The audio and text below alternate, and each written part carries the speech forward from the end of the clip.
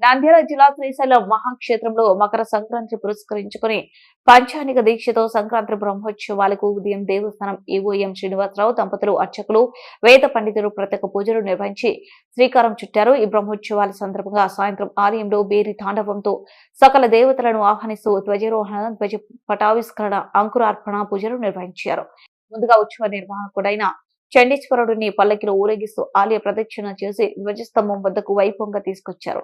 అక్కడ వేద మంత్రోచ్చరణాలతో అర్చకులు, వేద పండితులు విశేష పూజలు నిర్వహించారు. సంక్రాంతి బ్రహ్మోత్సవాల నిర్వహణకు బ్రహ్మదేవుడిని ఆహ్వానించారు. పార్వతి పరమేశ్వరుడు కళ్యాణంలో కన్యాదానం చేసేందుకు మహావిష్ణువును సకల దేవతలను బ్రహ్మోత్సవాలకు రావాల్సిందిగా వేద మంత్రోచ్చరణాలతో ఆహ్వానించారు. పంచానిక దీక్షతో 7 రోజుల పాటు బ్రహ్మోత్సవాలు అంగరంగ వైభవంగా జరగనున్నాయి. రేపు భృంగి వాహనంలో శ్రీశైలం బ్రహ్మరామ మల్లికార్జున స్వామి భక్తులకు దర్శనమివ్వనున్నారు.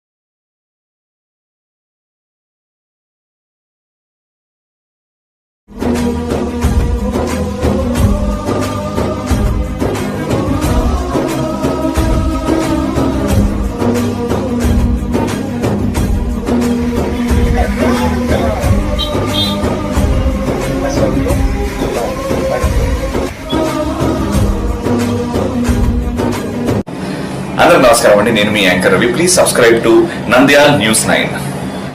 Please subscribe to Nandyala news 9.